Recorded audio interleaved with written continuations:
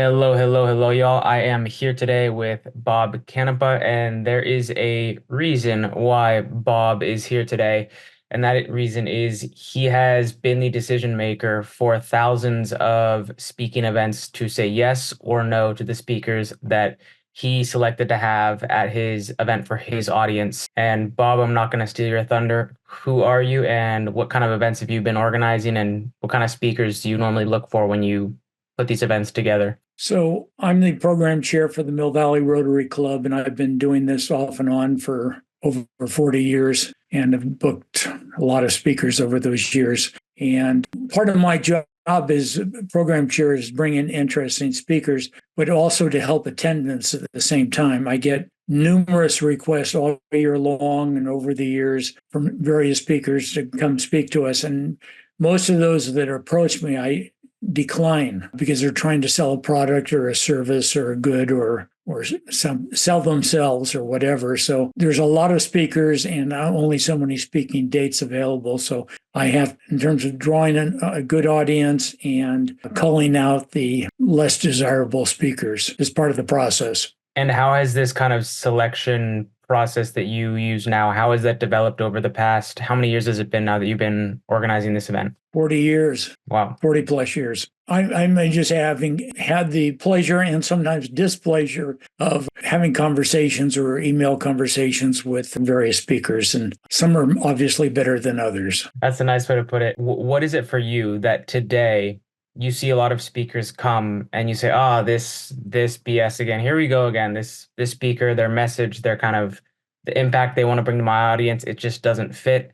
This is an easy no for me." And then what is the outreach or the kind of speaker that you get in contact with where you're like, it lights you up. You're like, this person would be fantastic for my audience. They're an absolute and easy yes. And what's the difference between the two? Well, most of the speakers that I proceed with, I've researched them online, and quite often I'm able to watch them perform or speak on YouTube, and that's been a big help. And it gives me a lot of times a way of contacting them. A lot of times I'll see people in the news, online, or whatever that have done great things, and I think would make interesting speakers. So I've been disappointed a few times, but the majority of the time, by doing my homework, I'm able to cull out the less desirable or less engaging speakers. And how do you normally figure out if they're less engaging versus more engaging over email and YouTube? Well, I'll watch a lot of their as many of the videos as I can, and see if the topic will appeal to my audience. And it's basically targeting the audience, what's interesting to my particular audience, which is I've had speakers on virtually every topic under the sun. The most popular program speakers are regarding politics, history, military history, current events, medical, just things that are going to appeal to our target audience. Our group has gotten older over the years, and so I have to target the topics to that audience. We're fortunate we live here in Marin, and there's a lot of high quality musical speakers from different rock groups and bands and performers and stuff like that. Those speakers have been very, very popular, especially when they perform for us. I've got a violinist scheduled for November, and I just happened to see him in the news and saw a video of him and contacted him. And so he's already in the pipeline now. That's awesome. And for the aspiring speaker, a common message that is out there for them is you got to do a lot of reps. You have to have a lot of volume to just get better, kind of like anything. Practice makes perfect, right? Except a lot of times for those speakers that are just starting out, there's not a lot of events that are looking for them because they have nothing yet, right? There's no YouTube for them to see and watch. So the kind of general message to them is, okay, go to Lions Club events, go speak at Rotary events. These events are all looking for speakers and they're free. And that's normally the first go-to place for the aspiring speaker. What message do you have for that person that's starting to investigate speaking at Rotary clubs, and kind of how should they go about it based on your 40 years of event selection experience? Well, again, target the audience. Know what the age bracket is, possibly what the interests are of the individual club members. One thing I would suggest is not giving the program chairperson for each organization.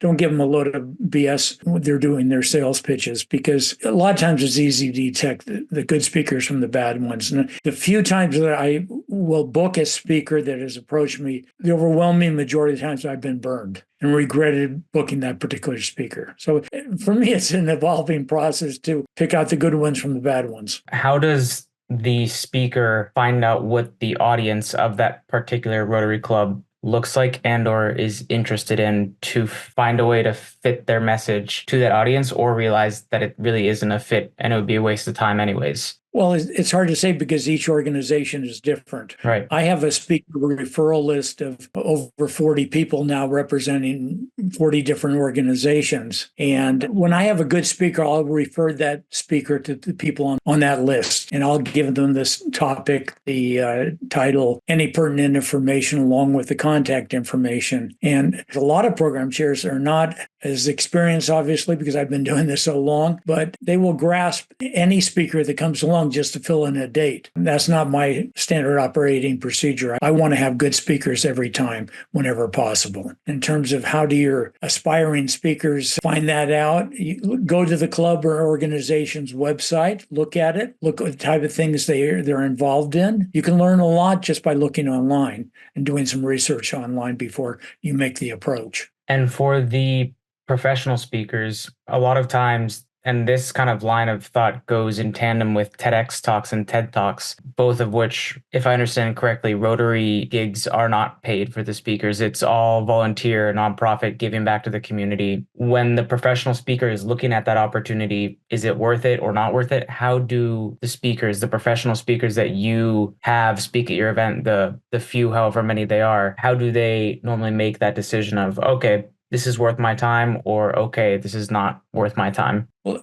a lot of it depends on what their pitch is, what their talk is all about, and each speaker is going to be different. I mean, it's hard for me to say what's worthwhile for a speaker. Like with authors, I have a lot of authors talking about their books, and that's an easy one because I will offer them an opportunity to sell their books afterwards, and I will plug it in the introduction. We'll plug it on our website and stuff like that to promote that particular speaker and their book or books. Sometimes it's just word of mouth, getting the word out there. I have a scale where I rate my speakers from 0 to 10, 0 being terrible and 10 being tremendous, outstanding. And I'm very fussy with my speakers, and only speakers who get a score of 8 or above make it on to my good speaker list and are passed along to other organizations. Once you're on that list, I can almost guarantee that speaker will get a lot of requests to speak at different organizations because we have a track record of having good speakers. So I talked to new program chair people in different organizations, Rotary, Lions, civic groups, et cetera. And like I said, they just want to fill a date. They want to get it over and done with and just book a speaker. I'm very fussy and always strive to get at least a speaker that would rate a score of 8, hopefully 9 or 10. It's kind of silly, but I'll do 8 1/4, 8.25 or 9.75 or 9.5, things like that. But it really, if I give a speaker a 9.5, you know that speaker is going to get a lot of requests. How does a speaker get an 8 or above? Like, which metrics do you pay attention to that you use to set that score for them? I look at the presentation, if it's a good presentation or not, the attentiveness of the audience. When you see people nodding off or not paying attention or looking at their phones, you know it's not a great speaker. Also by the volume of questions and how the speakers answer those questions. I've had some speakers who've been evasive in their answers, and it turns off the audience immediately. One of our congresswomen years ago was very evasive in her responses, and it turned the audience off. So be honest, be cognizant of who your target audience is, and cut the crap basically in the presentation. And a lot of times I'll invite a speaker back a second or third or even a fourth time. I've had some speakers 8 or 9 or 10 times because they're so good on different topics. Those people are very rare. And this sounds like a very elite list, right? Because it's not public, it's very hidden, right? Not intentionally, it's just you don't publicize it, right? So how has this list kind of, or even the concept of it started and kind of grown over the past 40 years for you? And then when did organizations start paying attention to it and thinking, Bob said this person's good. I trust his word. I want this person to speak at my event because I know if he said they're good, they're really good. Well, that's what's been happening. It just evolved over the years because people would attend our meetings and go, especially like a visiting Rotarian will attend 2 or 3 meetings and go, my God, you guys have great speakers. Where do you get your speakers? And that'll lead to the conversation. I had a couple names, and then I've never approached anyone to be on the list, a referral list. They've all approached me because we have a good reputation. And the track record's been really good overall. I've had people quibble with me on my score. I gave somebody a 9.5 rating, which is dynamite. It's a great rating. And one of the people on my referral list said, well, I only would have given him a 9. That's very subjective. I mean, that person was nitpicking, but for the most part, well, not for the most part, everyone on that list has approached me and asked to be on that list because we have a good track record and they trust my judgment. And I ask the people in these different groups when I periodically throughout the year, 2 or 3 times a year, ask them to reciprocate and share really good speakers with me. Not just good speakers, really good speakers. I don't want the above average or basically a good speaker. I want a great speaker whenever possible. When I get a referral from a different group or organization, I look at who the person is referring it to me. A lot of the people I don't even know. I've never met them. They just sent me an email that somebody had given them my name and contact information, and they had requested to be on that referral list. And then 2 or 3 times a year, I will print out that entire list. I'll send them the list and for them to look at, and they have it. So on the list, it has the name of the speaker, the topic, the contact information, email, telephone number, and then the score. But the score is the key ingredient to getting asked to speak. If they see a 9 or above, even an 8.5, but anybody that gets a 10, I've only given a handful of 10s in all these years. And because those are the speakers who walk on water. Really exceptional speakers. You could see everybody riveted to the speaker's talk and to the responses to the questions. So that's what I call a grand slam when you get a 10 or even a 9.5. But people look at the scores and go from there. Are any of these 10s public figures that maybe have some people will know their names? Some of them are. Are you okay mentioning them? I'd have to look at the list because these aren't off the top of my head. One of them was Ron Barr, who is a sportscaster, and I've never known a more knowledgeable, amazing speaker as Ron. And everybody that's booked him since had the same reaction. They all go, we love Ron Barr. I had Melba Beals, who was one of the Little Rock 9 high school students that broke the school barriers in the South. And she got a standing ovation. There wasn't a dry eye in the audience. I had some speakers talking about the Marine Corps battle at Iwo Jima. I'm a Marine. I was a Marine artillery officer way back when. And there wasn't a dry eye in the audience on the Iwo Jima talk. I had one of the naval officers who was part of the invasion. I had a Marine who would storm the beaches. And I had the daughter of a Marine Corps cameraman who took a lot of the photos and was next to Joe Rosenthal when he took the flag raising photo on Iwo Jima. So speakers like that are few and far between. A lot of these people sound like they have a significant experience prior to ever even coming on your stage. Has there ever been someone that was somewhat unknown, but then somehow a contact of yours met them at a supermarket or an event or whatever, and they just hooked them. And for that reason, they were put in contact with you. And by whatever the chances were, they ended up on your stage and ended up being an 8 or above. And then from there, their career as a professional speaker just catapulted and exploded. I don't follow the careers of the speakers. And all I know is that the speakers I refer on almost always get multiple requests to speak. I can't answer the question in terms of how it impacts their careers, but I know it has helped, for instance, with authors on their book sales, because if you go to 10 different organizations, you're going to sell a heck of a lot more books than you would at one group. I had one speaker I forgot to mention was a U-2 pilot, a spy plane pilot. And he brought these books with him. And I had to bribe him with wine to come talk. We don't pay our speakers, but I gave him some wine from my wine cellars as a token of my appreciation to get him to speak. And he had these books that were one of a kind photos just from his spy plane. And the books cost, I think, over $350, $400. And I thought, oh, hell, nobody's going to buy these books. He sold almost 15 books that day. I was shocked. So, and I referred him on, and I know obviously he sold a lot of books at any presentation in which he was to speak. And how many organizations do you have or have your list in their pocket that they're like monitoring your list as you update it, they're paying attention to it? Do you know how many individuals or different organizations are monitoring that list and just picking speakers off of it? Well, it's usually the program chairperson for that organization, and it kind of evolves from there.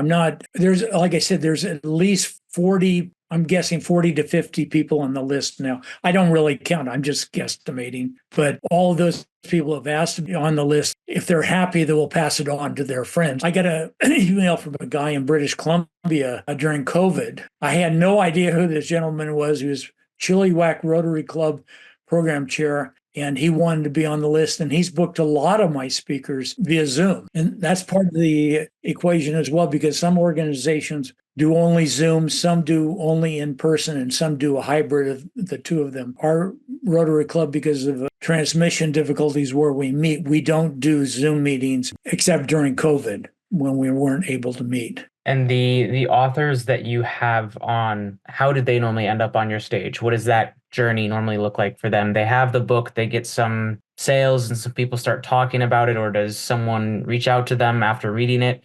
Or what does that journey kind of look like from your point of view? Well, it's hard for me to say because I don't know what the response has been or will be, because I don't have a crystal ball, but I've had some authors 2 or 3 times, and I know the fact that they will come back a second or third time, that means it's worthwhile to them. Or part of the thing is just to be appreciated. A lot of clubs or organizations give you a speaker gift of some kind.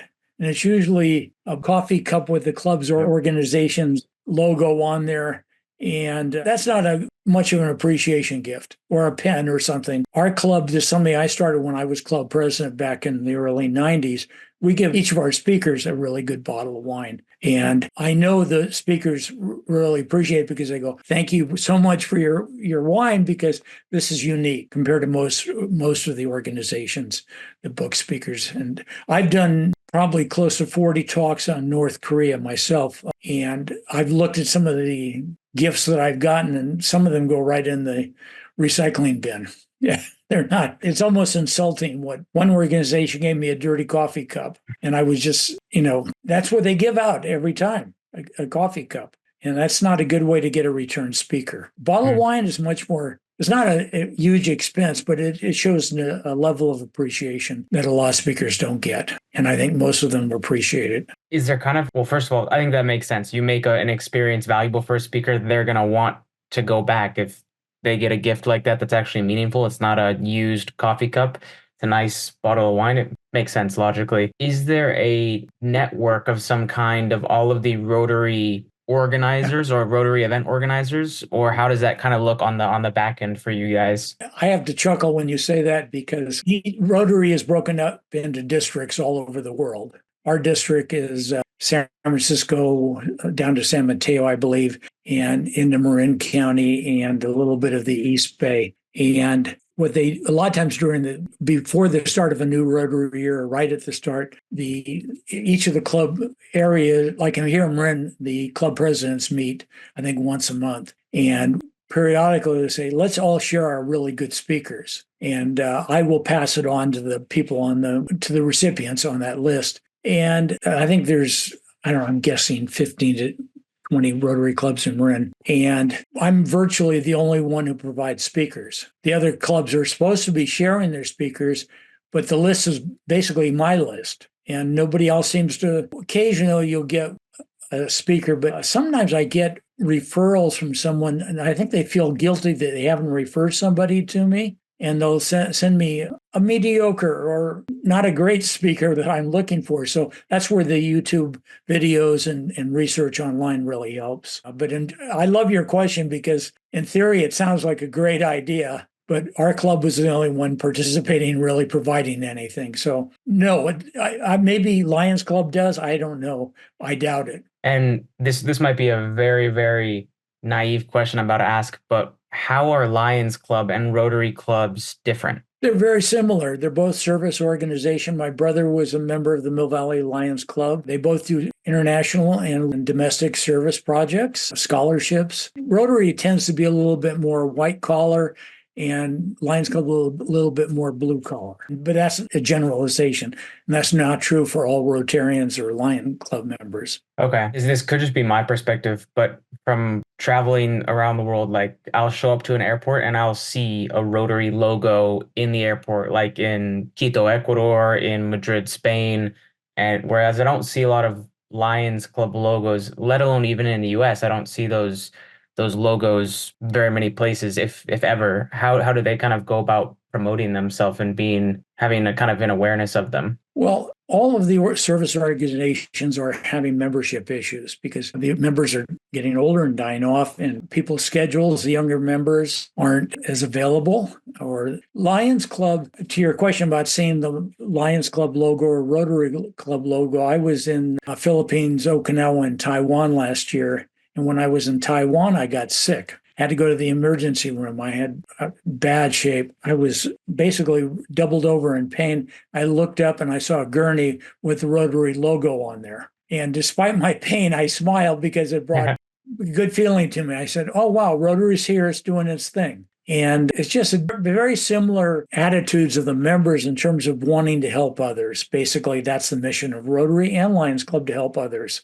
and to have fun in the process of doing that. Now, you've been doing this 40 years, right? What knowledge have you acquired through this time that you wish, if you could go back and talk to young Bob just getting started in Rotary, what would you, with all your experience now, tell that Bob today? I would have been a better schmoozer in the beginning in terms of convincing speakers to talk. I went to St. Ignatius High School in San Francisco and the University of San Francisco after that. Both are Jesuit educations. Both send out magazines periodically about their schools. And I saw an article about one of the graduates from SI, St. Ignatius, who went on to play a little bit of professional football, was injured, and became a scout for the 49ers. And I called the 49er office and asked to speak to him, and he left a message. He called me back and he basically declined. Then I said, oh, by the way, I saw your name and story in the St. Ignatius newsletter magazine. And he goes, oh, did you go to St. Ignatius? And I said, oh, yes. And we went back and forth. So a no turned into a yes very quickly by using the means available. I'll find out something that they're interested in and try and make a connection. So that's part of my learning curve. And I've gotten quite good at it now in terms of making those types of connections. And a lot of times people are reluctant to speak, or I've had people umpteen conversations where they'll tell me no. And then we talk and talk and talk, and they'll go, well, maybe I can, and these are the highly desirable, sought after speakers a lot of times. And it's learning how to communicate with your speakers. And I've become good friends with a number of the speakers I've had over the years. I had lunch with one of my speakers yesterday, and we have lunch every 4 or 5 weeks. And there's other speakers in it that I see on a regular basis. So a lot of the speakers have become lifelong friends in the process. So I'm appreciative of that. A lot of it is just showing appreciation and acknowledgement for your speaker and not just taking them for granted. I mean, I've given that North Korea talk a lot, like I said, many times. And usually the response is very, very extremely positive. I've always gotten requests to speak again. But a lot of the times you don't get much feedback from the club in terms of thanks, because I'm spending my time and effort and sometimes money driving places. I drove all the way up to Cloverdale one time for a club, and I got the lousy coffee mug. And it was like, I spent basically a day commuting back and forth and got a dirty coffee mug. So a lot of it is just being appreciative and acknowledging your speakers. That's interesting. And I guess it like logically, it makes a lot of sense. You make them feel valued and then they want to come back and bring more value. Doesn't seem Sure. that complex. It's kind of like doesn't need to be that complex. It's something that basically on the fundamental principle of it is true and therefore all you got to do is do it. It's not that, oh my gosh, no way, that's secret hack. It's no, just make them feel valued, appreciate what they're doing. Your point is well taken and it's true, but you'd be amazed at how often organizations don't do that. They don't give out a good response. So that may hurt it. Let's say I give a talk somewhere and I get a bad thank you. I may share that with some other people as well. And they may not want to go to speak to that organization as a result, even though sometimes it's a good talk, sometimes even rudeness of different groups. Interesting. It's just that person, that speaker is taking time from his or her schedule to come do a presentation, usually encompasses PowerPoint, where there are visual aids, videos, or whatever like that. So that speaker is spending time and effort to do a good job for that organization. And I feel it's extremely important that those organizations reciprocate by acknowledging and thanking their speakers. We do a really good job with that because immediately after each meeting, I will send them a thank you note and acknowledging what a great job they did. And I'll pick out a few points of their talk that really resonated with me and the audience. One last thing I mentioned is the feedback that I'll receive from our members. A lot of times the feedback almost always is extremely positive, but occasionally you get a negative comment. And so it's incumbent for me to listen when somebody doesn't like that type of topic. But every organization has people that like to complain. So you learn who to listen to. One professional speaker I was speaking to in a previous episode, his name is Frankie Russo, and I'm saying the name because I want to give him credit for what he told me, and I'm going to bring it up here. I asked him, so hey, what is one way that a speaker can make sure their speaking career and their speech is going to be well received and it's going to get them to that, 5-figure speaking fee, 50K plus per event? And he said, Ryan, I wish it was more complicated than this, but just be good. Give a good speech. Just be good. It's not more complicated than that. And so same kind of question for you is what do you notice a speaker should do to get to that next level to make sure they're getting even better based on all these probably thousands of speaking gigs that you've seen yourself, as well as you've been the decision maker to bring the speakers on or not? How can they get better? Well, ask for feedback from the various speaker chair people. I've had speakers, what do you think of my presentation? Or they'll call me or email me afterwards. I'll say, do you want me to be honest? And they almost always say yes. And I'll critique them and say, these are the good points, but these points hurt you. And I've had one speaker, he heard about my referral list and sending the referrals on. And he says, well, why didn't you refer me? And I said, well, to make it on my list, you have to get an 8 or above. And I gave you a 7.5. And he had his nose out of joint. I said, that's still a good score. Doesn't mean you're a bad speaker, but doesn't mean you're a really exceptional speaker. Only those who get an 8 or above make it an exceptional speaker. But, ask for feedback, look at the audience, and don't be evasive in your responses to questions. As I mentioned before, I've had speakers try to worm their way out of it with evasive responses, and look at your audience, see if they're responding. If people are sleeping in your audience, something's not clicking. I mean, almost everybody is booking these speakers has booked dozens, possibly even hundreds, and they have usually a good feel for what works and what doesn't work. Don't be afraid to ask questions. There you go. Well, last question, because I know we're wrapping up on time here. What is one piece of advice from and I don't want to underplay the value that you have in your head, because there's just so much there for this ideal audience. From your 40 years of organizing events and speaking and being the decision maker to say yes or no to speakers, having seen thousands of events and speakers, what is one nugget of knowledge that you would leave with the aspiring speaker, the professional speaker, or the entrepreneur that speaks to grow their business? What you just said a few minutes ago is give a good speech. Knock the socks off of your audience.